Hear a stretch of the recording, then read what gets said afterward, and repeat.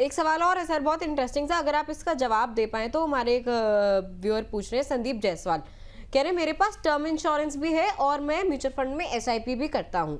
अब इनको 3,000 रुपए की और इन्वेस्टमेंट करनी है। जानना चाह रहे हैं कि एसआईपी के में करूँ, म्यूचुअल फंड में सिप करूँ, या फिर यूलिप प्लान बेहतर रहेगा? SIP versus ULIP, which is better? Please reply. Okay, तो यूलिप भी काम कर सकता है, लेकिन उसके लिए आपको मैं 2-3 चीज़ बताऊंगा और बहुत बारीकी से सुनिएगा। बाजार में हजारों यूलिप हैं, बट लेकिन आपको हो सकता है 2 या 3 यूलिप सिर्फ ऐसे मिलेंगे जो आपको म्यूचुअल फंड के मुकाबले का यूलिप है और उस पर इंश्योरेंस मिलेगा, और उसको यूज़ भी कैसे करना वो आपको मैं बताऊंगा। यूलिप में 4 तरह के चार्जेस हैं। एक है प्रीमियम एलोकेशन चार्जेस, मतलब है अगर आप 100 रुपये निवेश करते हैं और 5% प्रीमियम एलोकेशन चार्ज है, इसका मतलब है आपका 100 रुपये निवेश नहीं हो रहा है, 95 रुपये निवेश हो रहा है। इसको प्रीमियम एलोकेशन चार्ज करते हैं, जो म्यूचुअल फंड में पहले अपफ्रंट लोड हुआ करता था, राइट। दूसरा है पॉलिसी एडमिनिस्ट्रेशन चार्जेस, मतलब है आपको फंड पॉलिसी रन करने के लिए कोई एडमिनिस्ट्रेशन चार्ज करें, और वो बेवकूफ़ बनाने के लिए बोलेंगे कि इसमें सिर्फ 500 रुपये पर मंथ चार्ज कर रहे हैं। अब देखिए 500 रुपये पर मंथ का मतलब है 6,000 रुपये होता है। अगर आप हर पैन में टैक्स फ्री पैसा निकालना चाहते हैं तो आपको 2,40,000 2.5 लाख के नीचे निवेश करना पड़ेगा। अगर 2,40,000 में का प्रीमियम दे रहे हैं और आपको 6,000 रुपये का कॉस्ट लग रहा है, तो आप मान लीजिए ये आपके लिए 2.5% का कॉस्ट हो गया। ये दूसरा कॉस्ट है। तीसरा आता है फंड मैनेजमेंट कॉस्ट, जो कि अधिकतर केस में 1.35% में कैप किया गया है, विच इज़ गुड। चौथा होता है मोर्टेलिटी, जिसके केस में आपको इंश्योरेंस मिलता है, ठीक है। तो आपको जो यूलिप चूज़ करना है वो है जिसका प्रीमियम एलोकेशन 0 हो, पॉलिसी एडमिनिस्ट्रेशन 0 हो, सिर्फ फंड मैनेजमेंट चार्ज 1.35%, और आपको जो 10 टाइम इंश्योरेंस मिलेगा उसकी चार्ज। तो आप इन दोनों को भी ऐड करेंगे तो इसका कॉस्ट जो होगा म्यूचुअल फंड के मुकाबले थोड़ा सा ज़्यादा होगा, क्योंकि अधिकतर म्यूचुअल फंड जो कॉस्ट है 1.5 से 2% के बीच में रहते हैं, ये 1.35 लेता है, तो म्यूचुअल फंड के मुकाबले हो गया। लेकिन इसका एडवांटेज क्या है? इसका एडवांटेज ये है कि आप 2,40,000 रुपये अगर साल भर हर साल डालते हैं तो आप टेक्निकली 12 लाख रुपए इन्वेस्ट करेंगे, और आपका जो सारा पैसा 5 साल के बाद आएगा वो टैक्स फ्री आएगा। ये सबसे बड़ा एडवांटेज है। तो जो आपको मोर्टेलिटी का कॉस्ट रहता है वो टैक्स की वजह से आप सेव कर लेंगे, आपका वो कॉस्ट मेकअप हो जाएगा, और आपको खुदा ना खास्ता कुछ हो गया तो 24 लाख रुपए का इंश्योरेंस रहेगा जो 10 टाइम्स है। तो ये आपका 2 एडवांटेज हो गया। तीसरा, आप इसको एक टैक्टिकल एसेट एलोकेशन के ज़रिए यूज़ कर सकते हैं। जैसे अभी अभिषेक और दिव्या डिस्कस कर रहे हैं कि भाई स्मॉल कैप मिड कैप आगे भाग रहा है, लार्ज कैप कम कर रहा है, तो आप नॉर्मल म्यूचुअल फंड में लार्ज कैप से स्मॉल कैप से मिड कैप या डेट से इक्विटी शिफ्ट करेंगे, हर एक मूवमेंट में आपको शॉर्ट टर्म कैपिटल गेन्स और लॉन्ग टर्म कैपिटल गेन्स लगेगा। लेकिन यही चीज़ आप अगर यूलिप में अगर इंटरनली मूव करेंगे, इसमें टैक्स आपका 0 है। तो इसको आप एक टैक्टिकल एसेट एलोकेशन के जरिए कर सकते हैं। जब मैं एसेट एलोकेशन की बात करता हूँ, उसका मतलब होता है एक स्ट्रैटेजिक एसेट एलोकेशन। उसके ऊपर आप एक छोटा सा टैक्टिकल एसेट एलोकेशन प्ले कर सकते हैं, जो कि आप मार्केट मूवमेंट का एडवांटेज ले सकते हैं कि अगर मार्केट ख़राब हो तो मैं इक्विटी में एक्सपोजर बढ़ा दूंगा, मार्केट अच्छा हो, बहुत ओवर हीटेड हो, मैं प्रॉफिट बुक करके डेट पे चला जाऊंगा। तो ये जो स्विच इन स्विच आउट करेंगे आप यूलिप के ज़रिए, आपको टैक्स फ्री होगा। तो अगर आप ऐसे यूज़ कर सकते हैं तो ULIP by all means is a great thing to you. या तो आप यूज़ करें या एक काबिल एडवाइज़र ढूंढ लें। अगर आप ये नहीं कर पाएँ तो आप सिंपल फिर टर्म इंश्योरेंस और एसआईपी करिए और आराम से ज़िंदगी जी, इतने कॉम्प्लेक्स मत करिए लाइफ को। अच्छा सर, वैसे क्या ये इस तरीके की स्ट्रैटेजी ठीक रहेगी, एसआईपी वर्सेस यूलिप प्लान की जगह एसआईपी प्लस यूलिप प्लान कर लें? कर सकते हैं, बट उसमें इंश्योरेंस जो उनका ऑब्जेक्टिव बहुत कम हो जाएगा फिर। सो सी, अगर इंश्योरेंस ऑब्जेक्टिव है कि मुझे 10 टाइम्स या 20 टाइम्स इंश्योरेंस लेना है, तब तो please by all means term insurance लीजिए। क्लैरिटी होनी चाहिए। अब देखिए बहुत से लोग इसको यूज करने का ऑब्जेक्टिव बताता हूँ। देखिए इसीलिए मैं कहता हूँ लाइफ में गोल क्लियर होना तो प्रोडक्ट सिलेक्शन इजी हो जाता है। मान लीजिए मुझे एक, मैं अपने बच्चे के चिल्ड्रन एजुकेशन को टैग कर रहा हूँ उसको इस गोल से यूलिप के थ्रू, और उसमें एक टर्म है कि God forbid something happens, future premium जो है कंपनी पे करेगी और मेरे बच्चे को 18 साल के बाद जो है वो पैसा लमसम मिलेगा। तो एक तो लॉन्ग टर्म में कंपाउंडिंग होगा, हम्म। और मुझे कुछ होता है तो मेरी चाइल्ड की जो जो एजुकेशन है सिक्योर हो गई। तो इस नज़रिए से यूज़ करेंगे आप बिल्कुल यूज़ कर सकते हैं। ठीक है, तो ये रहा निकल कर आती है यूलिप वर्सेस एसआईपी की जो यहाँ पर एक थोड़ी सी छोटी मोटी क्लैरिटी जो बहस थी उसको बहुत विस्तार तरीके से यहाँ पर सर ने समझा दिया। तो उसके हिसाब से आप अपने गोल्स के लिहाज से यहाँ पर देख के चलें, और वैसी बात है क्लैरिटी अगर रहेगी तो ज़्यादा बेहतर होगा। यूलिप ऑब्वियस सी बात है कि दोनों चीज़ों का मिक्सचर है, लेकिन इन केस अगर आपका मकसद है कि आपको पोर्टफोलियो यहाँ पर बड़ा करना है यहाँ पर, तो एसआईपी अलग से और एक इंश्योरेंस प्लान अलग से वो ज़्यादा बेटर यहाँ पर रहेगा। चलिए इस बीच एक सवाल लेते हैं, आलोक तिवारी जी हैं, इनका सवाल यहाँ पर हम लोग लेते हैं। ये कहना है सर कि मेरी 7500 रुपये महीने की 5 एसआईपी यहाँ पर चल रही हैं, क्या मेरे फंड सही हैं? एक बार इनका पोर्टफोलियो पहले हम लोग देख लेते हैं कौन कौन से फंड्स इनके पोर्टफोलियो में शामिल हैं।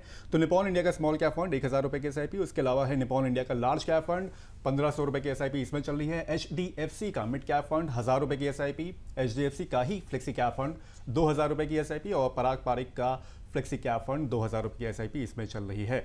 7500 रुपये सर महीने की 5 एसआईपी इनकी चल रही हैं, कुछ चेंजेस करने की जरूरत? आई थिंक देखिए इनको जैसे मैं एसआईपी इस पे Parag Parikh flexi cap HDFC flexi cap से चेंज करके एक ये एक फ्लेक्सी कैप ले सकते हैं। और निपॉन स्मॉल कैप का परफॉर्मेंस ठीक है। आई थिंक अगर वो फ्लेक्सी कैप ऐड कर रहे हैं तो लार्ज कैप ऐड करने की ज़रूरत नहीं है, क्योंकि ये मेजॉरिटी आप देख रहे हैं फ्लेक्सी कैप एचडीएफसी पराग दोनों हैवी इन्वेस्टेड लार्ज कैप में है। तो आई राइट। थिंक उसको वहाँ पर चेंज करने की ज़रूरत है कि वो 7500 रुपये में इनका 5000 रुपये लार्ज कैप ओरिएंटेड फंड में जा रहा है। तो एक तो वो हो गया। दूसरा है इनका एसेट एलोकेशन मिसिंग है, जैसे मैं कहता हूँ डेट और गोल्ड वगैरह नहीं है, तो या मल्टी एसेट या बैफ ऐड कर सकते हैं, वो कर सकते हैं। एक उसको ये चेंज मैं सजेस्ट करूंगा। ठीक है, आलोक ठीक है। तिवारी जी के लिए ये चेंजेस सर ने सजेस्ट किए। एक पोर्टफोलियो और डिस्कस करेंगे, उसके बाद हमें एनएफओ की तरफ बढ़ना है। संजीव जी का पोर्टफोलियो है, यूट्यूब पर बहुत देर से भेज रहे हैं। 5 फंड्स में 18,000 रुपए की सिप, पोर्टफोलियो रिव्यू कराना चाहते हैं, फंड सिलेक्शन वगैरह ठीक है या फिर नहीं, टाइम होराइजन वगैरह इन्होंने कुछ लिखा नहीं है। पराग पर एक फ्लेक्सी कैप है इनके पास, 5000 की सिप उसमें है। एचडीएफसी का मिड कैप है, 4500 की सिप उसमें है। इन्वेस्को का स्मॉल कैप 4000 की सिप। आईसीआईसीआई का मल्टी एसेट फंड है, 2500 रुपए की सिप उसमें, और आईसीआईसीआई का ही बैलेंस एडवांटेज फंड है, 2000 की सिप इसमें भी चल रही है।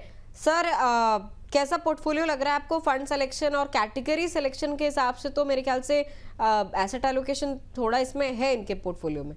बहुत अच्छा, सही है, fantastic. Except for Parag Parikh flexi cap में अब वो पैसा रहने दे, वो 5000 का एसआईपी किसी और फ्लेक्सी कैप में करे। कि मुझे लगता है पराग पारिक का ना अभी कॉर्पस बढ़ गया, वही चेंज मैं सजेस्ट करूंगा। जी। बाकी इन्होंने फंड सिलेक्शन सही किया है, और I think is good to go. इसका इन्होंने मल्टी एसेट बैलेंस एडवांटेज दोनों ऐड किया हुआ है, तो आई थिंक ये पोर्टफोलियो फेयरली बैलेंस्ड है, रहने दीजिए इसका। और सर 15 साल के लिए, तो 15 साल के लिहाज से ठीक है पोर्टफोलियो? बिल्कुल है, और इसलिए बैलेंस, इसीलिए उनको एसेट एलोकेशन चाहिए, क्योंकि ये 15 साल तक कोई एसेट क्लास एक तरह का काम नहीं करता है। और अभी तक क्यों देखा हम लोगों ने एक तरफा रैली, बिकॉज मार्केट में एक तरफा रैली हुआ है। इंडिया में वो हम लोगों ने स्लो डाउन देखा जो 1994 और 99 के दौरान था, या 2000 से 2003 मार्केट लगातार गिरता रहा, तो वो स्लो डाउन नहीं देखा है। वो एक्चुअली उसको अगर लोग जो एक्सपीरियंस के आते हैं ना, उसीलिए उनको बैलेंस एडवांटेज फंड और मल्टी एसेट आपको ध्यान में आएगा। देखिए ये फंड मैनेजमेंट बिजनेस और जो वेल्थ मैनेजमेंट बिजनेस है, ये सिर्फ रिटर्न नहीं देने के लिए, ये रिस्क मैनेजमेंट बिजनेस है। अगर आप रिस्क को मैनेज कर लेंगे ना, रिटर्न अपने आप ही आएगा। ठीक है, इस बीच एक दर्शक हमारे साथ फोन लाइन पे यहाँ पर जुड़ गए हैं, मनु जी। मनु जी, बहुत बहुत स्वागत है आपका सबके टिप शो में, कैसे हैं आप? हम अच्छे हैं सर। और सर कहाँ से बोल रहे हैं? हेलो, मैं बेंगलोर से बोल रहा हूँ सर। अरे वाह सर, आईटी सिटी हब से बोल रहे हैं आप। और सर बताइए कैसे हैं आप, बाकी कैसा चल रहा है वहाँ पर, मौसम कैसा है? मौसम यहाँ का बारिश डेली बेसिस पे हो रही है सर। ओहो, लेकिन सर बेंगलुरु का तो खैर बहुत सुहावना पूरा माहौल ही रहता है, तो बारिश के वक्त तो मेरे ख्याल से और मज़ेदार मौसम होगा, मतलब और खुला माहौल होगा वहाँ पर अगर जैसे देखा जाए अभिषेक तो। जी ने बोला कि आईटी हब है बैंगलोर, तो सर आप भी क्या आईटी गए हैं, आईटी में काम करते हैं? आप काम क्या करते हैं? बिल्कुल मैम, मैं आईटी में काम करता हूँ। चलिए ठीक है चलिए सर, ठीक है आपका सर। पोर्टफोलियो हमें मिला है। सवाल आप अपना पूछिए, पोर्टफोलियो आपका एक बार ही फ्लैश कर देते हैं, स्क्रीन पर लेकर आते हैं। आपको पूछना क्या है अपने इन्वेस्टमेंट के बारे में, वो आप पूछ सकते हैं। हाँ, ये मैं पूछ रहा था कि मैंने 3.5 साल पहले स्टार्ट किया था SIP ओके करने, और रैंडम बेसिस पे मैंने बहुत सारा SIP पिक किया और उसमें इन्वेस्ट किया। बट नाउ आई रियलाइज कि मुझे एक बैलेंस पोर्टफोलियो क्रिएट करना है, और there are horizon in terms of 10 year, 15 year, 20 year, कि ताकि मैं बच्चे के एजुकेशन के लिए प्लान कर सकूं, उसमें रिटायरमेंट के लिए प्लान कर सकूं। सो डिफरेंट 3 होराइजन है सर, और मेरा SIP है पर मंथ 80 की। ओके 80,000 रुपये आप महीने की SIP कर रहे हैं, 17 आपकी SIP चल रही हैं, कुल म्यूचुअल फंड स्कीम्स हैं, और 10, 15, 20 साल का आपने बताया कि आपका टारगेट रहेगा, राइट? हाँ बिल्कुल। ओके ठीक है सर। और सर कुछ नंबर लेके चल रहे हैं मतलब इस दौरान कि इतना कॉर्पस आपको चाहिए? हाँ, एज सच मैं कोई प्लान नहीं किया हूँ, जी, जी। जस्ट एक मतलब परसेंटेज वाइज जो मैं SIP कर रहा हूँ उसका 35 होना चाहिए। दैट इज माय अंडरस्टैंडिंग, मैं गलत भी हो सकता हूँ। ठीक है सर, लेकिन 17 स्कीम सर, मतलब ये नहीं, वो जी, मैं बोल रहा हूँ, मेरा ये मिस्टेक है, इसीलिए Okay. मैं उसको फिर से ठीक करना चाहता हूँ। ओके नहीं ठीक है, सही बात है।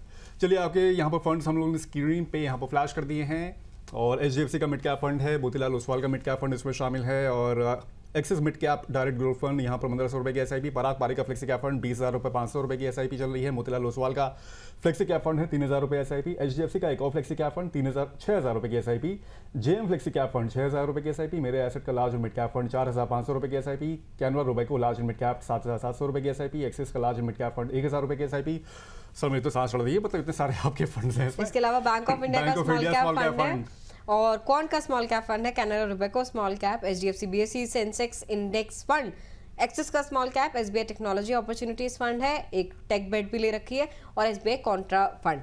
चलिए अब तनवीर सर के पास चलते हैं इस ग्रंथ को लेकर। सर रेयरेस्ट तनवीर ऑफ द सर, रेयरेस्ट ये पूरा पोर्टफोलियो है, बहुत कम ऐसे आप सर पोर्टफोलियो आते हैं आराम से पढ़ जिसमें लीजिए 1-2 15 मिनट से लेके। और 3 17 गोल है schemes। इनके, इन्होंने क्या क्या टाइम होराइजन 10, बताए 15 और 20 साल के लिए सर इनका इन्वेस्टमेंट का वो टारगेट्स लेके चल रहे हैं, बच्चे की पढ़ाई के लिए, उनकी शादी के लिए, और आगे की जो प्लानिंग्स होती हैं एजुकेशन को लेके सारी चीज़ें हैं, उसको लेकर इन्होंने ये फंड यहाँ पर पूरा पोर्टफोलियो तैयार किया है। हालांकि ट्रिम डाउन करने के लिए भी एग्री कर रहे हैं यहाँ पर। Manu ji, what's your full name? Name is Manu Vardhan. Manu Vardhan. Okay, great. Manu ji, see this. Let me explain from your domain perspective. So when you are building any technology product, okay, so you do a product design first, right? And then you go and do the development. So what happens if you don't do the design first and do the development, you will not get the outcome.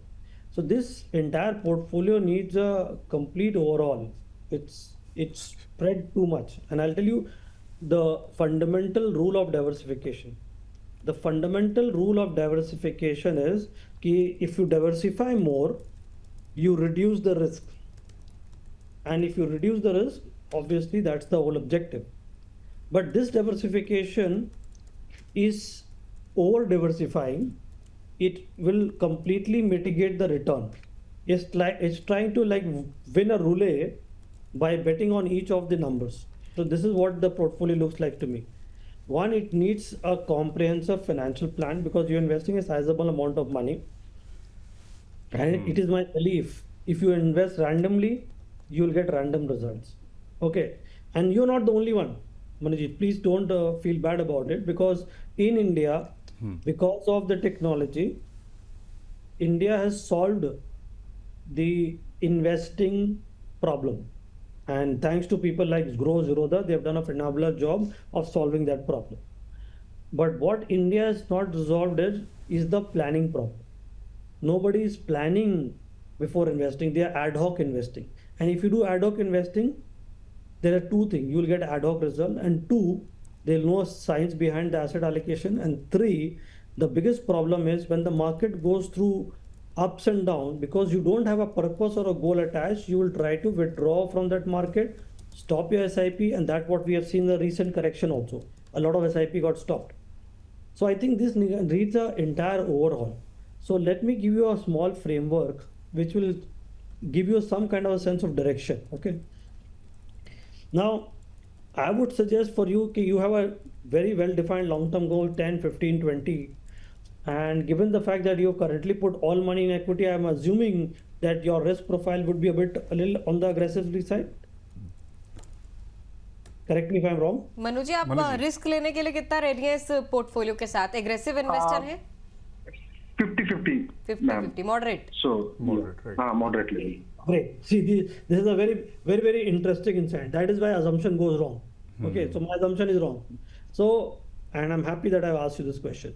So what I would go is I will create a portfolio which has at least not more than maximum 65% equity, 15%, 20% debt, and then 15% gold. Now you have two choices, taking this a la carte, that is equity, debt, and gold separately, or you can club this via multi-asset and balanced advantage fund. So 35% go into your multi-asset and balanced advantage fund put together, and the remaining 65 that you have, possibly, then in that case, so if you have balanced advantage fund, then your equity should be about 60 and 40% should be in balanced advantage fund and multi-asset. And within that 60 of equity, I would prefer a heavy on flexi cap and some portion on small cap. To keep it simple, 40% flexi cap and 20% flexi cap. Small cap. The reason is very simple. The small cap fund will go for your 20-year gold which you have. The 10-year gold flexi cap will do very well. So 40% flexi cap, 20% small cap, remaining you can do 20% in BAF, balanced advantage fund, and 20% in multi-asset. This is a simple thumb rule that you will take. Now, as when the market goes up, equity goes, suppose if you ratio goes disproportionately up, equity market goes up, you trim the profit there and get your increase your debt allocation and gold allocation. And if the market corrects, your debt and equity allocation will refund the equity. So this way you will be buying when the market is low and you will be selling when the market is high, which is very difficult behavior to manage without a framework of asset allocation.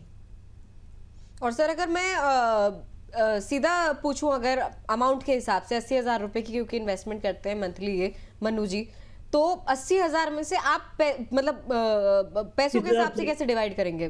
Flexi cap, 8,000 small cap, 20,000 balance advantage fund, 20,000 multi asset.